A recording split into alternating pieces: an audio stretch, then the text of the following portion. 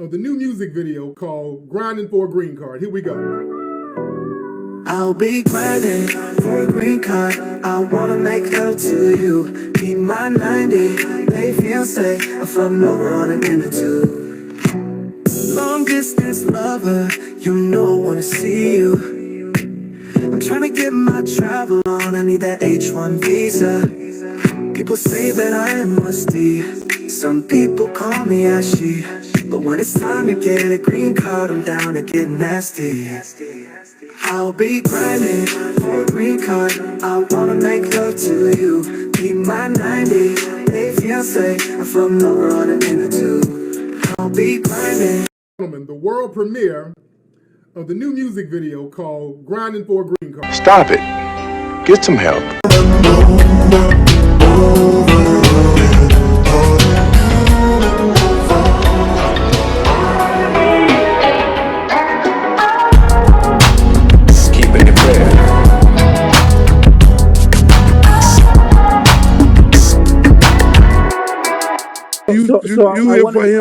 I want to be clear that Tariq didn't send me in this space. In fact, he didn't even know this. Well, you know a whole lot. Well, no. So allow me to. How you know he ain't coming? Allow me to finish getting the statement up. He did not send me in here. I was already in here. Other people that that. How you know he ain't coming? Just Luke. If I can just get through to first of all, I can't even get through to my. Can you ask me? Can you answer that? And you can say whatever the hell. How do you know but you keep cutting the me man off, is not coming? Luke. You want to do all this dragnet conversation, but it's real Luke, simple. Luke, you gotta say I just got on the phone with the man, Luke, and the man said he ain't coming in this motherfucker. So I sent the room to him. I made him aware that this space was taking place. He's not coming in here. Okay, he's just not. So I was just letting you know that off rip. Because this room is not even a serious room. I mean, dude, you're already being bad faith. You're being bad faith when you say that I said things or that he said things that he didn't say. So if you just let me finish, go ahead. I want to know these things that I said. Please, go ahead, knock yourself out. Just allow me to. I'm going on mute. Thank you, please. Y'all listen to this shit. Thank you so much. I want to be clear. Tariq did not send me in this space. Tariq is afraid of no person but God. This room is not worth his time. This is a troll space. Can you guys stop with all the antics, please? Just let me get through to it. What I would tell you is that you're categorically, unequivocally wrong. You're wrong. Tariq never made any negative statements about Brother Farrakhan, the minister. He never said anything about the minister. These are your words. Tariq never made a comment about the minister. In fact, Tariq... Hold on. You said you're going to go on mute. Hold on 1 minute. Wait one motherfucking minute. Hold on. Let me skin this cat here, Drew. If you say if your parents are from Ireland, if your parents are from the islands, which is Malcolm X, parents is from the islands, Minister Farrakhan, one parent is from America. Minister Farrakhan, both, we're going to leave right there. Minister Farrakhan, both parents are from the islands. Both of Kamala Harris' parents are from the islands. Both of my parents are from the islands. If I'm a tether, if Kamala Harris is a tether, then you are saying all the people who are from the islands, who speak on behalf of African Americans in this country, you're saying all of them are tethers. So now you're trying to separate Minister Farrakhan? You can't do it, boss. You can't fucking do it. Can I finish, brother? No, you can't do it. You can't brother, do it, boss. Can I You can't finish? do it. You and your leader can't do it. Because Luke, if it's for Luke, one you're not being person, fair. it's for the other one. Hold on, no, ain't no being fair, matter of fact. Just can I respond back? Can I respond to the whole tether? What you see. What it do? This is your brother Bishop of Bishop Zone TV, and today, this topic, I gotta bring up an old friend of mine. I haven't brought this guy up in a minute because what else was there left to say? I've said everything I could say about the number one grifter. Shouts out to Umar too. You about like the number two grifter, but this brother in particular, Mr. Mink Slide himself, Tariq Nasheed, there was something interesting that happened for the past, I would say, as of recent, with Tariq Nasheed and Luke, Mr. Uncle Luke, aka Luther Campbell himself. And if memory serves me correct, and you FBA scrotum huggers, y'all can help me out here, right? Because I'm pretty sure y'all can correct me. But Tariq Nasheed and Luke have been going at it with one another through Twitter for about 2 years now. And it finally came to a head when Luke decided, you know what? I'm tired of the back and forth between me and you. I invite you to my Twitter space. Come on my Twitter space and we could talk about this Tether situation. And people showed up. Yvette Carnell showed up. Tommy Sotomayor showed up. Even Rizza Islam showed up. But you know who didn't show up? Tariq Nasheed didn't show up. And that's what I want to talk about. Because I see a lot of people, a lot of FBA supporters on YouTube right now. Man, they cheering, they proud. They're proud of their Lord and Savior Tariq, Mr. Mink Slide. It's time. I'm gonna tell myself, they are proud. I mean, O'Shea Duke Jackson, with all due respect, he can't stop cuffing the scrotum right now. The motherfucker's all in Tariq's taint at this point. Pause. When I see a man, a grown ass man, make several videos on the same topic, cheerleading another grown man, I got to call you for what you are. I apologize. I'm sorry. I just can't see it no other way. Everybody showed up but Tariq Nasheed. And I got to share my thoughts on this Tariq versus Luke situation because it's very interesting. There's a lot of layers to peel back. And for the record, I am not a Democratic supporter or a Republican supporter.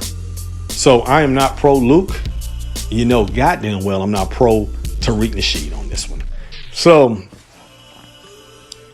Luke decided, hey, bring your punk ass out. You talk about this Tether shit. You talk about this Tether. So Luke decided to call him out. Now, what I find interesting is that Tariq wasn't man enough to show up in Luke's Twitter space. You know, this is a space where Luke controls the conversation. Tariq can't control this conversation. He just only join in. Yet he chose not to. Now, when you got Yvette, when Yvette is woman enough to show up, even though she left after a while, she left when Luke asked her a direct question that she couldn't answer. She didn't want to answer. But even she had enough nuts to show up on behalf of her organization, Adolf Hitler. She showed up. But when it came time for Tariq to represent, when it came time for Tariq to stand on business, he ain't show up. He can tweet at him all he wants to, but he can't show up. And to be honest with you, I honestly feel like Tariq can probably articulate his points better than Luke. But why was Tariq scared to show up? He knew that the Twitter space was going on. I want to talk about Luke. I'm not going to say I don't respect Luke as a person, but Luke, he's an interesting person. Let me just say that with all due respect, because he does do things for his community. Like he's very involved on the political side. And I'm not just talking about Democrats, Republican, but when it comes time to put in work for Miami, he actually does do that. He actually puts his hands in the dirt. That's a lot more than I can say for a lot of you clowns out here. I don't see Tariq doing that shit. I don't see Tariq doing for Alabama or Detroit or LA, wherever he come from. I don't see him doing community work. Now, you can't tell me that museum / mobile church is giving back to the community. I guess you could say he gives back to the community through his documentaries and whatnot, but y'all dumbasses pay for that. Y'all donate money so he can make those movies. So he's still not giving back. I don't even think the motherfucker give out turkeys and shit for his community. He might give out some backpacks or something. I don't know. But the point is, on that front, Luke actually does more for his community than Tariq. Despite Luke degenerate past. Luke is very responsible for the objectification, the gross objectification of black women through his music. Yet at the same time, he was a pioneer in Southern music. That's a fact. Which leads me to this point. Nobody was calling Luke a tether in the 80s. When Luke was coming out with his music, with his booty music, nobody was calling him a tether. Hell, I'm pretty sure the majority of people didn't know that he was half Jamaican, half Bohemian. I'm pretty sure most people thought he was just a country ass nigga. Let's just keep it real. They thought he was a country ass Southern nigga. Because he talked country. I mean, he is a part of the Southern culture. Especially when you do research on Bohemian people and their role in building Miami. And, we talk about, FBA people and ADOS people talk about, building this country. Our ancestors built this country, which our ancestors did build this country. But Bohemian people actually did build Miami as well. They were some of the earliest people of African descent in Miami, in South Florida. Because, South Florida in particular wasn't necessarily a part of the Deep South during that time period. I'm talking about late 1800s, early 1900s, right? I mean, if you look on the map, South Florida is closer to Cuba than it is to Atlanta, Georgia. So, with that said, Luke in particular, because he is half Jamaican and half Bohemian, he has a right to make a claim, at least when it concerns Florida, that, hey, my ancestors too helped build this country. He's not just some Johnny come lately, at least on his mother's side. And I'm just saying that if that means some shit to y'all, that don't mean nothing to me. That don't mean nothing to me in the grander scheme of things because I'm a Pan-Africanist. But the point being that Luke was offended by the word tether. Now, I've heard people defend the usage of tether and try to dress it up and say that Tariq is only calling out Caribbean people and non-FBA people who undermine FBA progress and undermine FBA contributions to building this country. Bullshit you? Bullshit me? I've heard this man for years now, and his supporters as well, call anybody who is so-called non-FBA tether. He's called people that are FBA who are Pan-Africanists, he's called them tethers. I've been called a tether. And I'm not undermining Black Americans' progression. I'm not undermining Black Americans' contributions. How can I undermine my ancestors? Niggas? How can I undermine that? But because I'm a Pan-Africanist and because I have a difference of opinion than these group of people, then I'm a tether. I'm whatever you want to call me at that point. I've been a tether into self-hating Caribbean people. Then I'm a hater of Caribbean people. I'm one of those FBAs who, it's people projecting. People that have a lack of understanding of other cultures outside of themselves. They're very uncomfortable. They're very closed-minded, and they can't handle nuances with human beings of different ethnicities and nationalities. I know that's too high vibrational for y'all. I mean, it's basic, but to y'all Negroes who are very low brow, that's too much for y'all. But beside the point, that was a big part of the reason why Tariq Nasheed and Luke are going back and forth with one another. And a lot of you Negroes are trying to hide that fact because y'all are low brow and low vibrational thinking like Tariq. That's just the truth. That's his biggest fan base. If you notice, majority of his base, I'm talking about Tariq, majority of his base are middle-aged Black Americans who are way past their prime, are in a midlife crisis, and need something to cling on. I mean, think about it. FBA, ADOS, these are classifications that came late. I mean, these classifications are not even 10 years old. You mean to tell me that you Negroes didn't know who you were before Tariq Nasheed and Yvette Carnell? Y'all didn't know that? Y'all didn't know who y'all were? I mean, Black American, that started in the 60s. James Brown popularized that, well, I'm Black and I'm proud. African American, y'all, a lot of the FBA and ADOS, because they're anti-African, they hate African American. They hate that classification, but African American, that became popular in the 80s. Yet here y'all are, grown ass men and women, throwing a classification on yourself that isn't even 10 years old. I'm a leader. I'm sorry. I'm a leader. I'm not following no man or woman. Not doing that. Especially ones who I know are grifting the people. I don't call myself FBA. I don't call myself ADOS.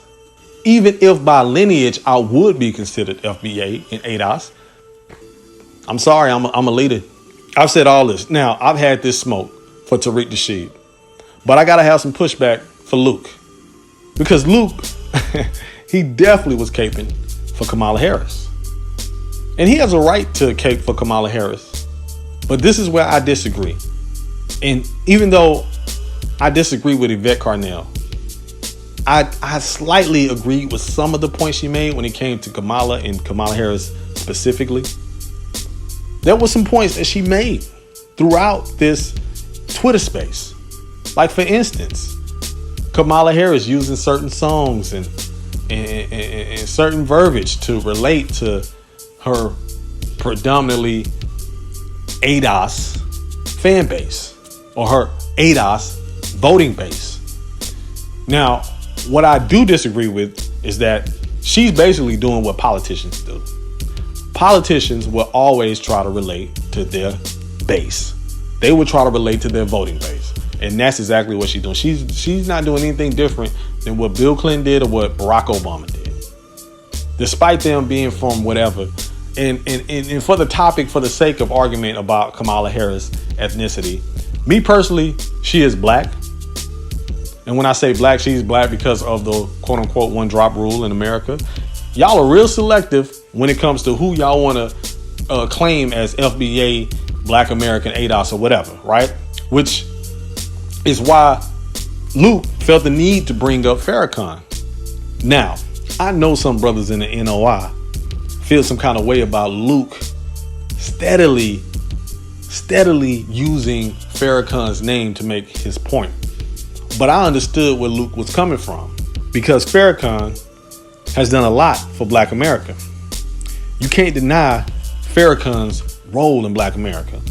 No matter if you agree or disagree with Farrakhan or his approach or the NOI's approach, but they have done some positive things for the Black community abroad. They have done a lot. They have been more impactful than the Tariq Nasheeds and the Yvette Carnells. That's a fact. Now, Farrakhan, and I'm not trying to speak for Minister Farrakhan, but he's not pro-American government. No sane Black person, no sane person of African descent should be pro-American government. Kamala Harris is pro-American government because she will be the representative of the government at the highest level, which is why I would never rock with Kamala Harris or Donald Trump or any president. Again, my belief, and this is not even a belief, this is a fact, but America is an imperialist, capitalist nation. And people are subjugated to the American empire, including our Black asses. So you would not get me to vote for a Democrat or Republican when the Black median income in Chicago, where the DNC was just held, is 0% or $0. $0. You can't make this shit up. So I agree with Yvette Carnell and even Tariq from that perspective. Now, as far as Tariq calling out Luke in his degenerate past, man, Tariq can't talk either. Yes, Luke has made a lot of degrading music for Black people. And guess what? Tariq is the last person that should be talking. Like, dude, you was a pimp. You was hustling Black women. You idolized pimp culture, which is no different than Luke's lewd and rude and disgraceful content towards Black women. You made all kind of nasty remarks about Black women and especially dark-skinned Black women. And this, I don't like to bring people's families up, but it's no coincidence that you got with a biracial woman because of your nastiness towards darker skinned women. You've said these things on your platform before. You wrote books about macking and pimping. Wasn't nothing about no Black love. So you in the same category as Luke. But then again, Luke today is doing more for his community than your ass is doing for your community. Like that's just a fact. And man, I even saw Cyrus Seti calling Luke out for his past. And I'm like, weren't you the same nigga that was talking about you was selling crack to your people to go to Kemet? Like, did niggas forget? You was that dude that was selling crack to your community. That's what you said. You sold crack to go to Kemet. Let's keep it funky. Who are you to judge his past when you knew better and you still was selling crack to your people? Remember that shit when you said that? And I think you was in Atlanta. That's when I stopped following your ass. That's how I remember. Like, let's keep it all the way real, brother. Cyrus Seti set up there in Atlanta and said he sold crack to go to Kemet. I'm like, well, shit, if you gotta sell crack to your people to go to Kemet, then Kemet ain't that important. So you destroyed our community to go to Kemet, which was so selfish. And then when you got backlash from that, what happened?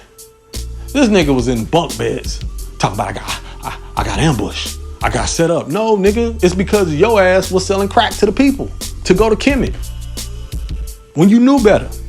So yeah, I getting back on Luke, I disagree with Luke's support for Kamala Harris. I disagree with that 100,000%.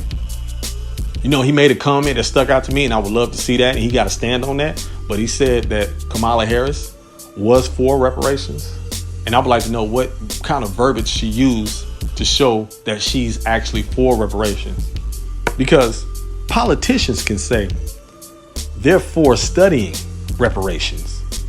And I've seen her on record use particular political verbiage to not come right out and say, I'm for reparations, as in cash reparations, cash payments. But I've seen her say things like, well, I'm for reparations, I'm for studying reparations, or I'm for reparations in the form of programs, or this, that, and the third. It's like, that's not really reparations. The reality also is this: any policy that will benefit black people will benefit all of society. Let's be clear about that. Let's really be clear about that. So I'm not gonna sit here and say I'm gonna do something that's only gonna benefit black people. No, because whatever benefits that black family will benefit that community and society as a whole and the country, right? But of course, she doesn't want to enrage the other base, right? Who would never be for reparations for black Americans. And I'm pretty sure most people of African descent is not for reparations, particularly to us, specifically for us. So she's not going to come right out and say it, because she was asked it in a Root interview, and she just, I'm not just going to do anything for black people. She might as well should say, nigga, please. You think I'm about to do something just for y'all niggas? You'll benefit from trickle down policies and legislation, but I'm not going to do nothing for just strictly niggas. Now, my president in my administration, he can do something for Jewish people with an anti-Semitic bill, but it'll be no anti-black bill for you niggas. Please. So yeah, I agree with him on that. But at the end of the day, Tariq should have showed up. Tariq didn't show up. Now, my belief is that Tariq didn't show up because Tariq doesn't do really good arguing his points outside of his comfort zone. He's shown time and time again that when he's outside of his comfort zone, when he's in someone else's Twitter space that is not going to be pro Tariq, he flusters. He can't really articulate his points, and his lowbrow nigga humor doesn't necessarily work in those spaces, right? Case in point, when Tariq argues with white people, there's a difference in his demeanor compared to him arguing with black people. With black people, it's jokes, is your mama so black jokes, is mush mouth, your teeth, why you didn't get your teeth fixed? It's lowbrow, low vibrational nigga jokes. It's just the lowest form of humor when he's talking to black people. He's not showcasing any intellect when he's engaging back and forth with black people. But when it's white people, he tries to match their wits, right? See, Tariq thinks highly of white people. I know he does. And he displays that ever so clearly when he goes back and forth with a white separatist. Years ago, Tariq went against this white separatist, a white racist, white supremacist, white separatist. And this white separatist spanked the shit out of Tariq. I mean, it was embarrassing. The moderator, who was white also, it was on his platform. I mean, he was just laughing and shit. He thought it was comical. White supremacy has a racial hierarchy. Right. It's totem pole. Okay.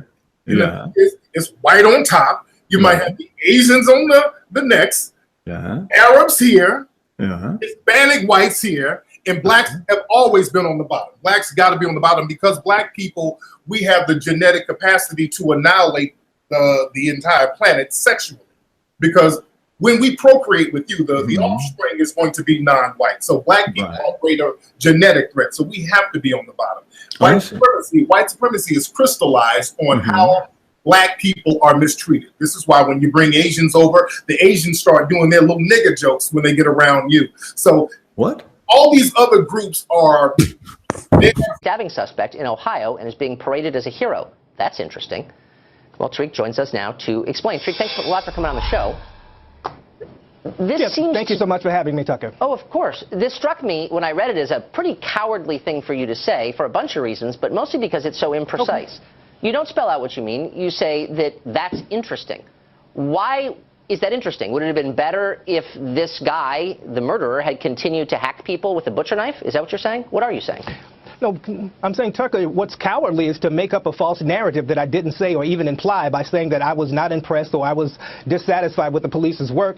And basically, that tweet was very vague. It was very neutral. It was basically a statement. It wasn't even my opinion. So for you to start off the segment saying that it was cowardly, that's disingenuous. Look, I'm having you on, Tariq, to explain yourself, and I'm asking you, what did you mean by that? Is the guy, and I'll be glad to do that. Who shot this guy a hero, or isn't he? I'll be glad to answer that, but I don't want to do the false narrative thing because that's just very disingenuous, and I like to bring truth to power. Now, let me explain what I meant. Yeah. Okay. No, I didn't think that the guy was wrong for what he did. The guy was a hero. The comment wasn't meant to racialize the actual shooting and the event itself.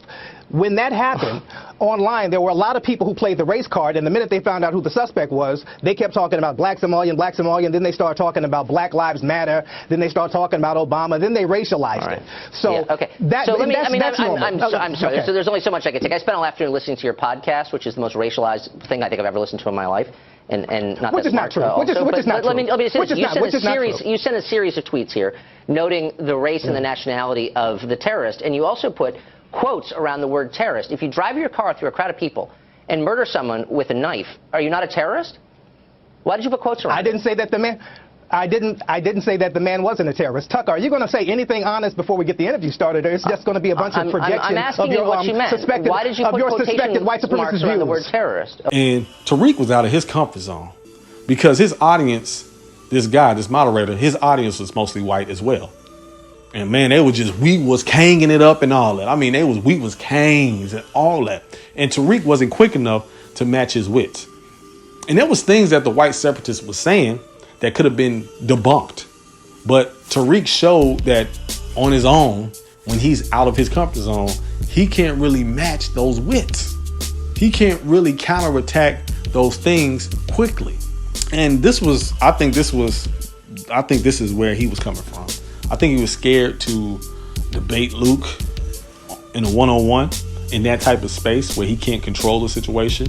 And so he just opted out and remained anonymous throughout the Twitter space. And then he made his own video basically using lowbrow, ignorant ass humor to get his point across, which I don't know what his point was necessarily.